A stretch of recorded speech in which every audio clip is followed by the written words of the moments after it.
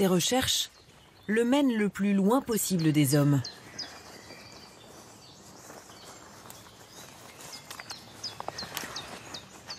Aux premières heures du jour, quand les oiseaux semblent être les seuls éveillés.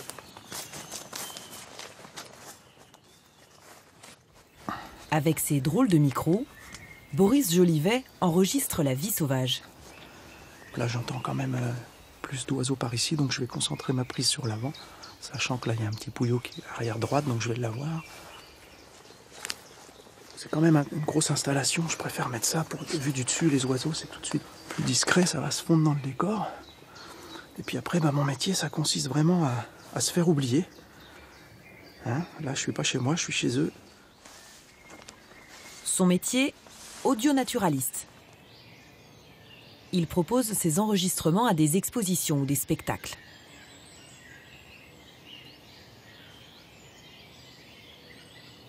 Pour saisir un chant d'oiseau ou un mouvement dans les feuilles, ils se font pendant des heures dans la nature. J'ai entendu un pipit des arbres, donc lui, il doit être en lisière de forêt. Il y a eu les geais, le piquet-pêche qui est venu. On a eu les abeilles solitaires un petit peu, là, qui commencent à passer près des micros. Ça, j'aime bien un peu le vol d'un insecte. Témoin privilégié de la vie sauvage, en 25 ans, Boris Jolivet a entendu la nature se transformer.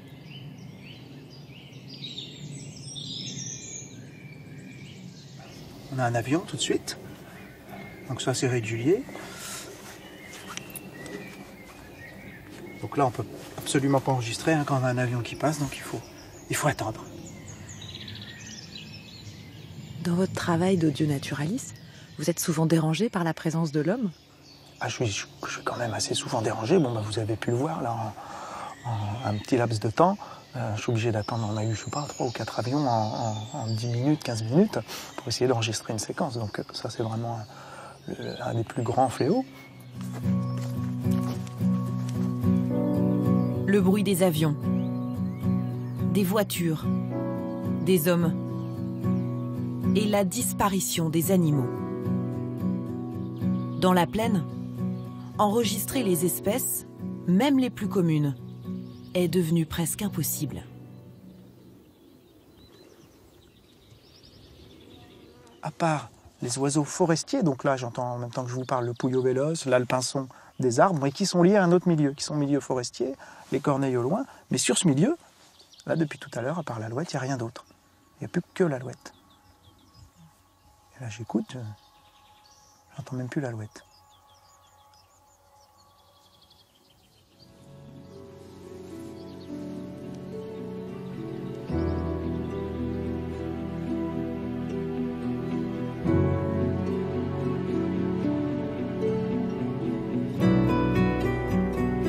Un silence que Boris Jolivet explique par le changement de décor.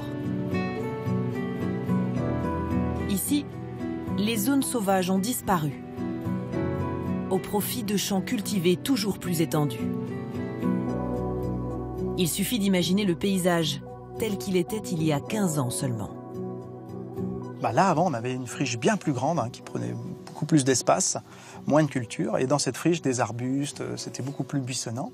Du coup, on avait le tarier des prés. On avait le bruant-proyer.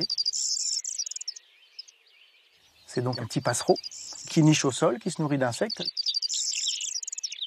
Après, là, dans l'axe, on avait des haies encore, le long de la culture. Là, on pouvait avoir de la pie-grièche écorcheur et la fauvette grisette. Et puis enfin, dans cette zone de colza avec une petite prairie, là, c'était très commun, la caille des blés.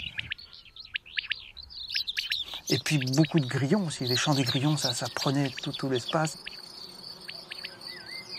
On pouvait voir les sauterelles, dès qu'on traversait la prairie, ça sautait de partout. Aujourd'hui, quand je parle à des enfants, tiens, comment chante un criquet? Ils savent pas. Alors que moi, gamin, on regardait ça, voilà, il frotte sa patte et tout, c'est magique. C'est toute une part de magie, de beauté qui s'efface.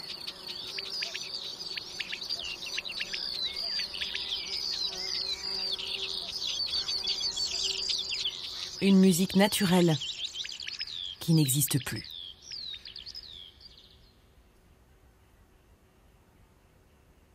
Le phénomène ne touche pas que les oiseaux, c'est tous nos animaux qui disparaissent.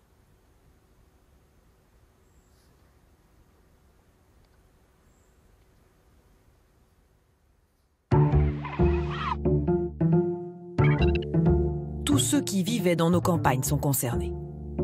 Une extinction de masse des espèces communes. Les populations de grenouilles, de crapauds et petits mammifères sont en chute libre. Les dernières études sont alarmantes. Moins 80% d'insectes. Moins 30% d'oiseaux. C'est dans ce laboratoire du CNRS à Chizé, dans les Deux-Sèvres, que l'on recense oiseaux et insectes depuis 1994. À sa tête, Vincent Bretagnol, écologue. Chaque jour depuis 25 ans avec ses équipes, il sillonne sa zone d'étude. Cette plaine céréalière de 450 km², où il compte perdrix, alouettes, busards et insectes en tout genre. Salut. Est-ce qu'il y a une outarde qui est dans le coin là? Pas. Bon, on va continuer à chercher. L'outarde canepetière. C'est la première espèce qu'il a vue disparaître. Moins 95% en 35 ans.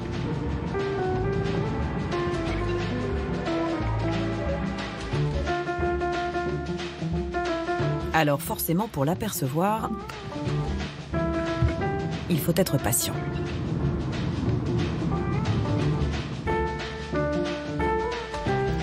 Et rouler au pas à travers champs. On est descendu à des tels niveaux de population qu'il faut vraiment les chercher. Sur l'ensemble de la zone, on n'a plus que 20 mâles au total, sur 450 km². Donc il faut les trouver. Au bout de 3 heures, ça y est. Elle est tout près. Oui, on l'entend. Il y est. Oui, c'est une espèce pas facile à voir. Hein. Enfin, la voici. L'espèce est de retour de migration. Le chercheur va l'observer pendant la période de reproduction. Là, on essaye de les prendre en photo quand ils sont posés, parce qu'on arrive à reconnaître tous les individus, tous les mâles. Grâce à ce dessin en V blanc sur leur cou noir, un tracé différent sur chaque outarde. Et il y en a si peu que les chercheurs identifient chacun des mâles. Ah non, il y en a 3 là. Là, par exemple, on a un de nos mâles qui a 18 ans au minimum, parce qu'on l'a déjà vu 17 années de suite. C'est le plus vieux mâle, je crois, d'outarde connu à l'heure actuelle. Et ça, c'est plutôt bon signe, non, s'ils vivent longtemps? Non, c'est très mauvais signe, en fait, parce que l'espérance de vie normale d'une outarde, c'est de l'ordre de 4 à 5 ans. Et donc, les vieux adultes ont tendance à survivre plus longtemps parce qu'ils ne sont pas en compétition avec des plus jeunes. Donc, c'est plutôt un très mauvais signal et une très mauvaise nouvelle. Des générations qui ne se renouvellent plus, car les outardes n'ont plus assez à manger. Faute de nourriture, leurs poussins meurent avant d'atteindre l'âge adulte. Un poussin d'outarde a besoin de 200 criquets par jour. Et une femelle, normalement, élève 4 poussins. C'est-à-dire qu'il faut qu'elle trouve 800 criquets par jour, ce qui n'existe plus dans les plaines céréalières aujourd'hui. Les oiseaux disparaissent parce que les insectes aussi se sont volatilisés. Moins 80% en 30 ans, selon une étude menée en Allemagne et confirmée par les équipes de recherche de Chizé. En cause pour les scientifiques, notre modèle agricole. Ici, comme partout en Europe, les prairies sauvages ont peu à peu disparu. Le moindre hectare est désormais exploité, bien souvent de façon intensive, au moyen de pesticides. Pour analyser cette disparition des insectes, Vincent Bretagnol et ses équipes ont décidé de les compter un à un. Un travail qu'ils mènent depuis plus de 20 ans. 1 mètre de chaque côté du sillon, on capture tout insecte qui est posé sur une fleur en action de butinage. Vas-y, fais le top départ avec le téléphone. C'est parti.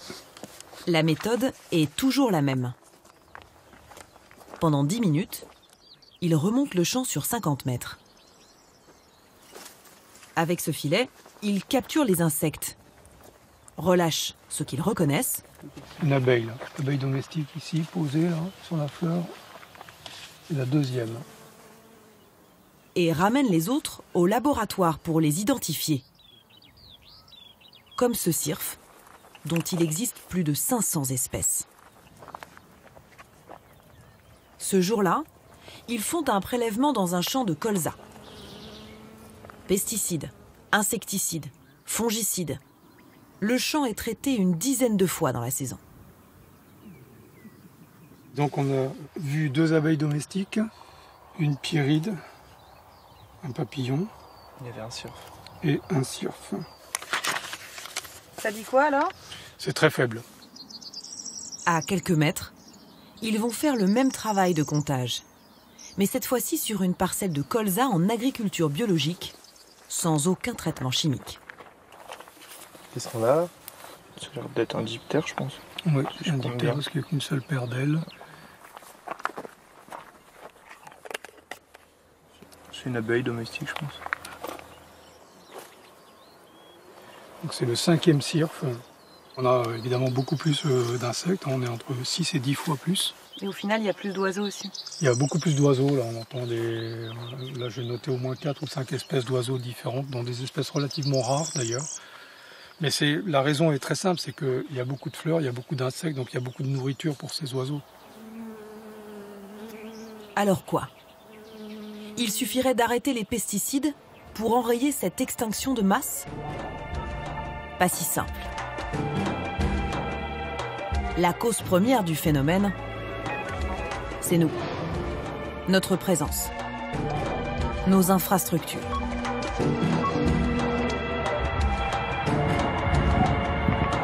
Pour s'en rendre compte, Vincent Bretagnol a élaboré une carte de sa région. De quoi regarder l'espace avec un œil nouveau.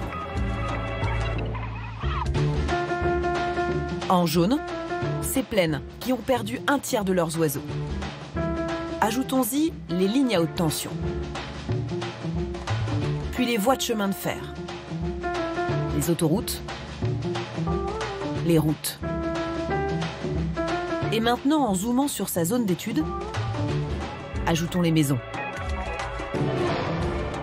Il ne reste presque plus rien aux animaux sauvages. Pourtant, c'est bien d'espaces libres dont ils ont besoin pour survivre. Là on a un territoire de près de 10 ou 12 km² sur lequel il n'y a plus du tout ni outarde ni busard, alors qu'il y en avait il y a 20 ans avant que ces infrastructures soient construites. On parle d'une autoroute, d'un chemin de fer, de lignes à haute tension. Tout ça, c'est quand même des choses utiles pour notre vie. Bien sûr, non, mais c'est totalement indispensable. Il ne faut juste pas les mettre partout. Il faut essayer de les regrouper de manière à laisser des espaces libres pour ces espèces. En nous étalant sans leur laisser de place, c'est comme si nous avions déclaré la guerre aux animaux sauvages, sans nous en rendre compte. Une guerre de territoire qui mène tout droit à la 6e extinction animale de l'histoire de la planète. L'homme, à lui tout seul, il est capable de modifier le fonctionnement de la planète. Et ça entraîne des extinctions massives, à des rythmes que la Terre n'a jamais connus. La crise qui a mené à l'extinction des dinosaures s'est étalée sur des milliers d'années. Nous, on est en train d'éteindre des centaines ou des milliers d'espèces à l'échelle de 10, 20 ou 30 ans. Donc ça, la Terre n'a jamais connu une vitesse aussi élevée de disparition. Une vitesse telle que les animaux ne peuvent plus s'adapter. Et ceux qui se maintiennent ne sont pas en bon état.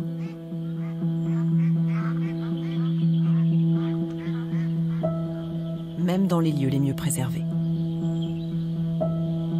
comme dans la Dombe, au nord-est de Lyon. L'une des zones humides les plus riches en biodiversité. On y trouve plus de 250 espèces d'oiseaux.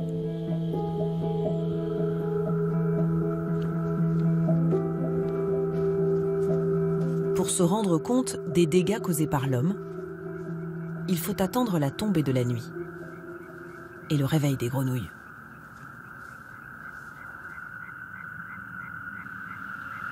Là, on a un fond sonore avec des crapauds calamites qui doivent être à 200 ou 300 mètres d'ici.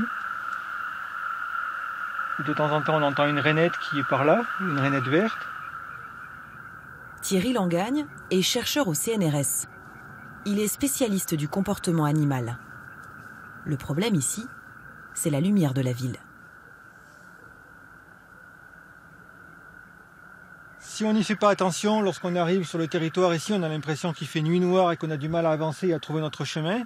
Pourtant, si on regarde juste ici derrière les roseaux, on s'aperçoit que le ciel n'est pas noir, on ne voit pas les étoiles. La seule chose qu'on voit, c'est ce halo orangé de lumière produite par l'agglomération lyonnaise, qui est pourtant à 15 ou 20 km d'ici à peu près. Pour comprendre les effets de cette lumière sur les animaux de nuit, Thierry Langagne et ses équipes ont installé une dizaine de capteurs sur cette zone. À 10, 20, 30, jusqu'à 50 km de Lyon. Grâce à ces nouvelles données très précises, ils vont pouvoir mener des expériences inédites en laboratoire. L'enjeu est de taille.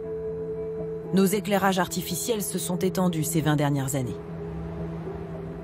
Vu de l'espace, entre 1992 et 2010, la nuit a presque disparu d'Europe.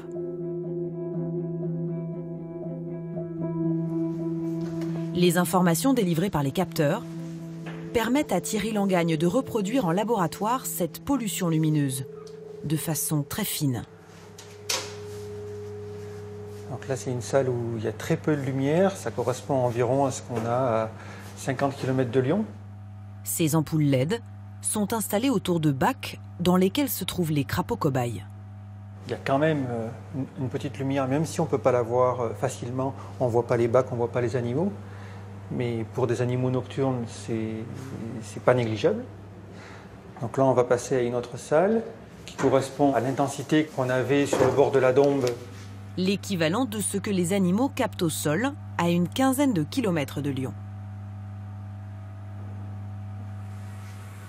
Et dans la dernière salle, c'est la luminosité de bordure de ville qui a été reconstituée. Et donc on va voir l'écart, on a 10 fois plus de lumière encore que dans la salle précédente. Pendant 3 semaines, ces crapauds passeront leur nuit dans le laboratoire, exposés à cette pollution lumineuse. Le challenge de la recherche qu'on mène actuellement, c'est savoir à partir de quel niveau d'intensité lumineuse est-ce qu'on va obtenir des effets. Est-ce que l'éclairage nocturne a des effets sur leur fonction vitale? Comment ils se nourrissent? Comment ils se reproduisent? Pour le savoir, des prélèvements de sperme et d'ADN seront effectués sur chacun des 60 crapauds. Aujourd'hui, ils vont subir un prélèvement de salive. Ouais, c'est bien, il y en a beaucoup.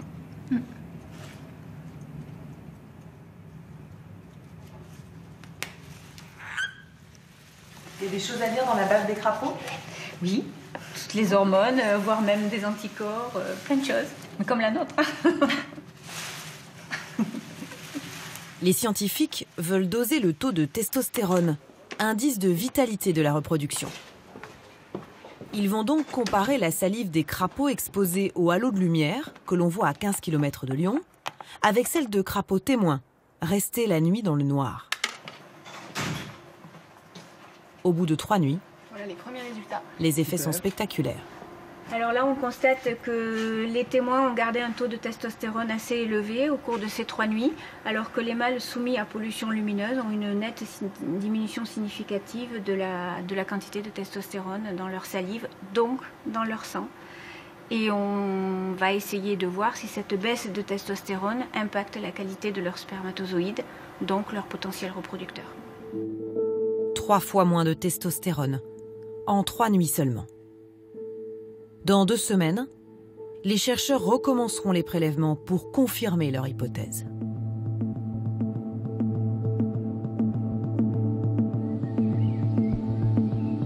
Thierry Langagne a déjà mené une autre expérience.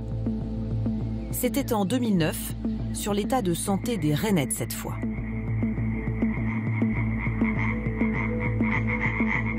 Les chercheurs ont soumis ces petites grenouilles au bruit du trafic routier qu'elles subissent tout autant que la lumière.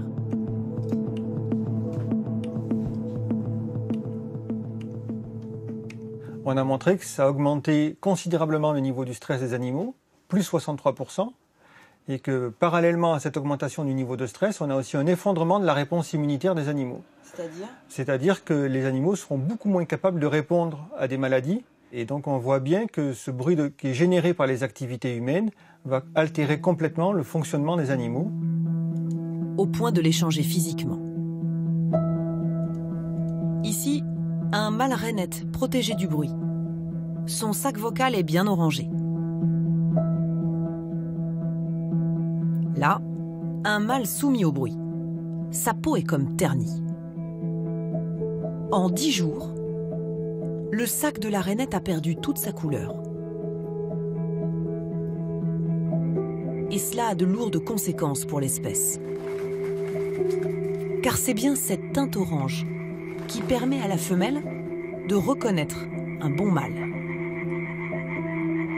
Si tous les mâles deviennent ternes, la femelle risque de se reproduire avec des partenaires moins performants. À terme, cela signifie qu'il y aura moins de petits, avec plus de risques de malformation. Face au bruit et à la lumière des hommes, crapauds et rainettes semblent avoir perdu jusqu'à leur instinct de survie.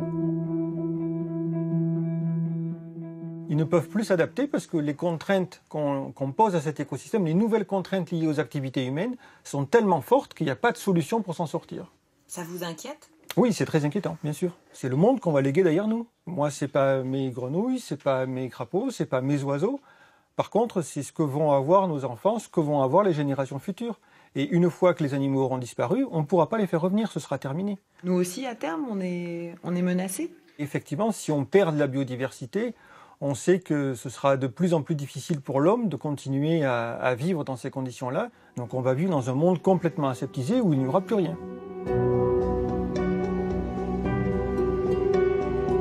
Un monde aseptisé. Des campagnes qui se transforment en désert. C'est ce qui se passe déjà en Alsace.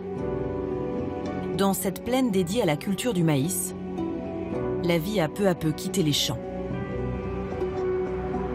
Et pourtant, certains amoureux de la nature ne se découragent pas. Voilà. Comme Jean-Paul Burger et les membres de son association pour la sauvegarde de la faune sauvage. Et il fait frais, hein.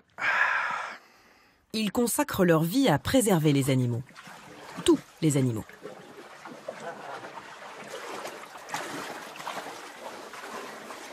Ce jour de décembre, ils passent près d'1 heure à inspecter ce canal, rempli d'eau pendant l'été pour irriguer le maïs.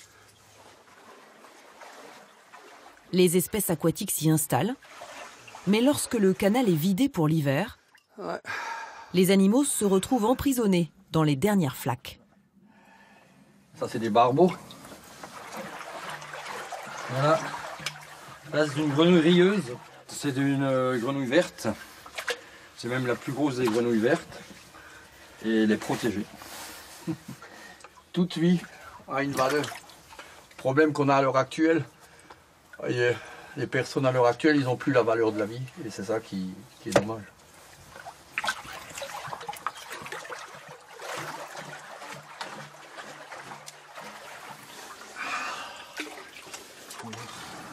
L'an dernier, ils ont sorti 1600 petites bêtes.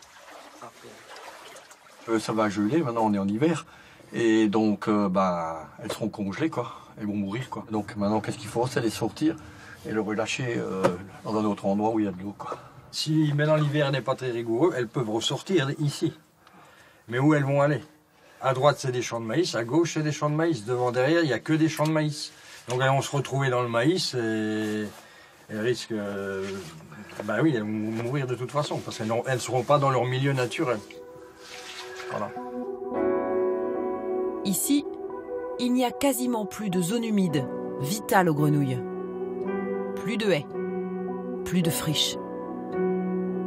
De Mulhouse à Strasbourg, l'extension des champs de maïs a détruit tout ce qui pouvait servir d'habitat aux animaux les plus communs. Pour retrouver de la biodiversité, le plus simple, c'est d'aller chez Jean-Paul Burget. Dans son jardin hors du commun, qui détonne avec les pelouses du voisinage. Jamais taillé, jamais tondu, il le laisse à l'état sauvage.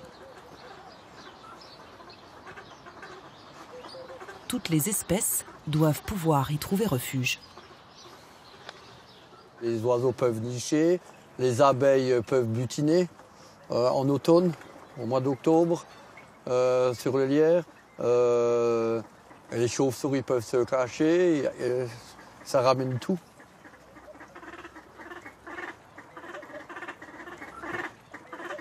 Son jardin, c'est une arche de Noé des espèces communes.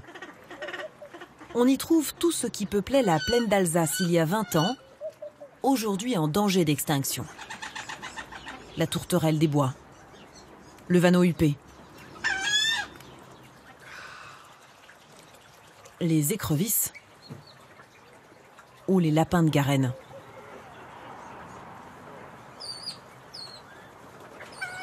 Cet ancien soigneur de zoo milite avec sa femme. Leur maison est reconnue par l'État comme centre de soins de la faune sauvage. Il est dehors, le petit écureuil. Il recueille, soigne, élève des centaines d'animaux chaque année. L'eau fraîche, hein? Ils luttent comme ils peuvent contre cette extinction. Voilà. Oui, puis ça fait plaisir. L'année dernière, on avait un chamois qu'un monsieur a revu dans la neige, 10 ans après, quoi. J'ai élevé il y a 10 ans, en 2006 et en 2016, il a été pris en photo. Il fait depuis 10 ans, il fait des petits. C'était une femelle. Il est heureux. Mais le premier animal qu'ils ont défendu, c'est le grand hamster d'Alsace, en voie d'extinction lui aussi. À 20 ans, quand Jean-Paul Burget découvre cet animal, il y en a des milliers dans la région.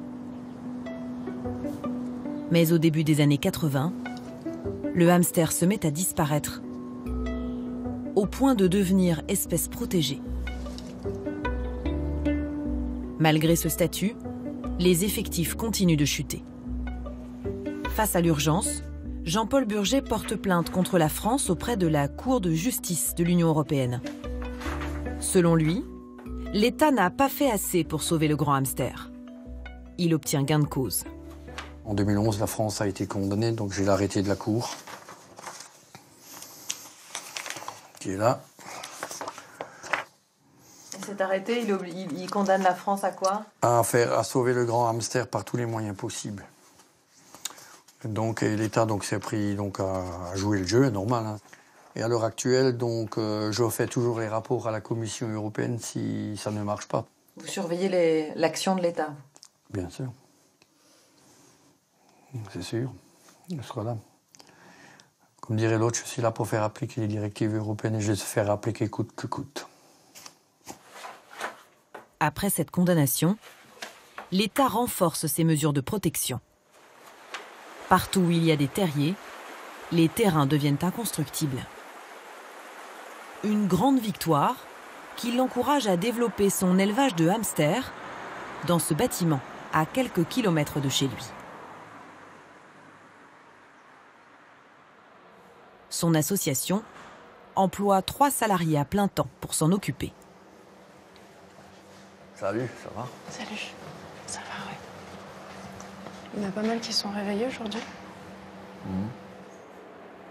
Dans ces cages, 215 hamsters sauvages, nés ici et qui hibernent avec de l'eau et de la nourriture.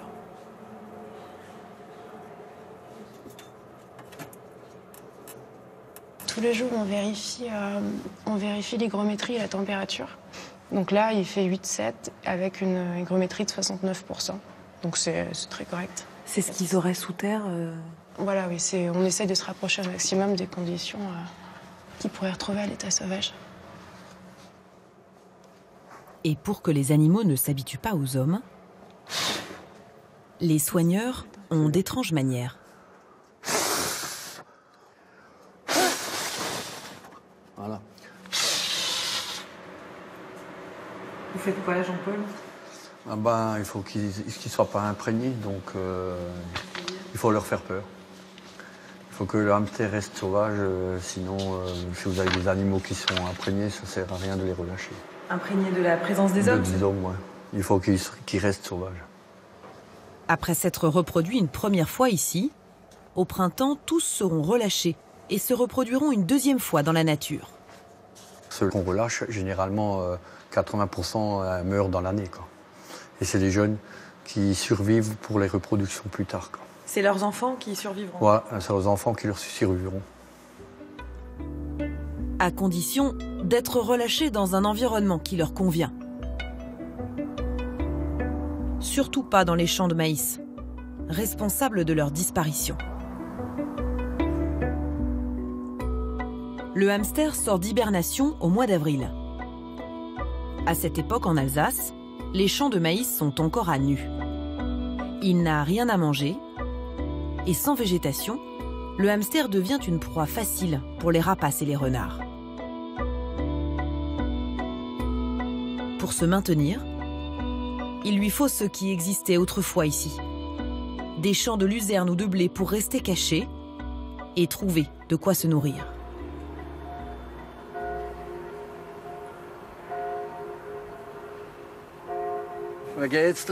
Ça va? C'est aussi le travail de Jean-Paul Burget. T'as remis du blé là? Ouais, comme à l'habitude. Hein. Ouais. Désormais, il est chargé de mission hamster pour la région Alsace. L'hiver, il sillonne la plaine pour convaincre les agriculteurs de remettre blé et luzerne partout où vit le grand hamster. Là, tu mets des bandes de luzerne nouveau? Ouais, il y a 3 ou 4 bandes là. Ouais. Sous ce champ, plus de 130 terriers. La deuxième plus grosse concentration de hamsters de la région. Ça va? En forme? Frischlacht, hein? Allez. Forme, bien. Et toi, t'as mis du blé à côté là-bas, c'est bon quoi? Oui, il a bien levé. Oui, il est bien levé aussi. Cette année, ça a bien poussé en automne. Hein. Ouais. Maintenant, après, je vais le laisser en été, sur pied. Sur certaines parcelles, le blé ne sera pas récolté, mais réservé pour héberger le hamster. Il a fallu convaincre les agriculteurs. Ne pas exploiter la terre, c'est pour eux contre nature. Ce qui est un peu dur, c'est de laisser, moi personnellement, je laisse une assez grande surface de blé pour les hamsters, quoi. Bon, eux, ils consomment une petite partie. Et puis, bon, la vocation première, c'est d'abord de produire pour nourrir la population, les gens, quoi. C'est dur de le laisser dans les champs, le blé, quoi. C'est un peu gaspillé, quoi, une grande part en partie, quoi. Ça, c'est votre truc, ça, c'est normal, hein. Moi, je comprends. J'étais agriculteur, on a appris pour produire, pour faire des récoltes, pour vendre, pour nourrir. On n'est pas fait pour laisser du blé sur les champs et pas le récolter.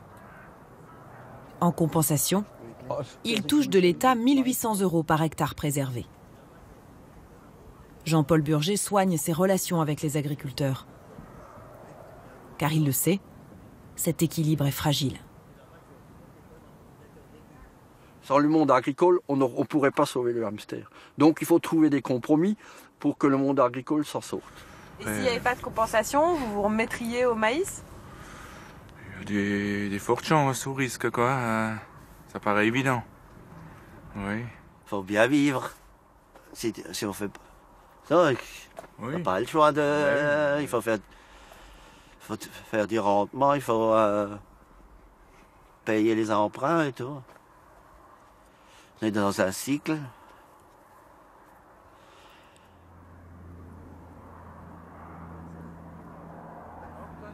Le défenseur du hamster a réussi à convaincre une quarantaine d'agriculteurs de diversifier leurs plantations. C'est peut-être l'une des pistes pour contrer cette extinction. Remettre de la couleur dans notre paysage. Avec des parcelles plus petites, des cultures plus variées, davantage de biodiversité. C'est exactement ce qui s'est passé dans cette exploitation des Deux-Sèvres. Un accord conclu avec un agriculteur a fait des miracles. Blé, lin, tournesol, luzerne, prairies sauvages.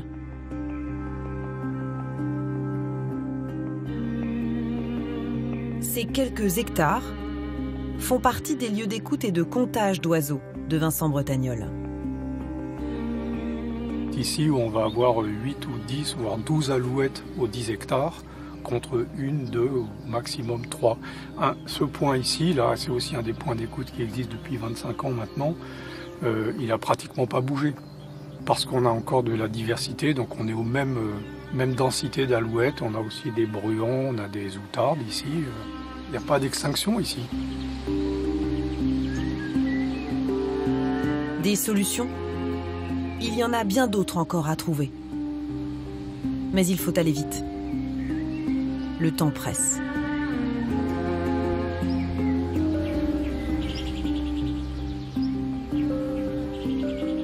C'est très urgent parce que si on ne fait rien, on sait exactement où on va. On va à l'extinction programmée des insectes et des oiseaux. L'horizon de temps, on parle peut-être de 5 ans, de 10 ans, de 15 ans, c'est un horizon qui est de toute manière extrêmement court et plus on tarde à changer, plus ça sera compliqué.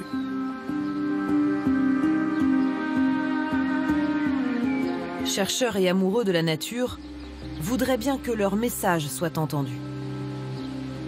De quoi provoquer un sursaut, renverser la tendance et continuer encore longtemps de s'émouvoir devant la vie sauvage.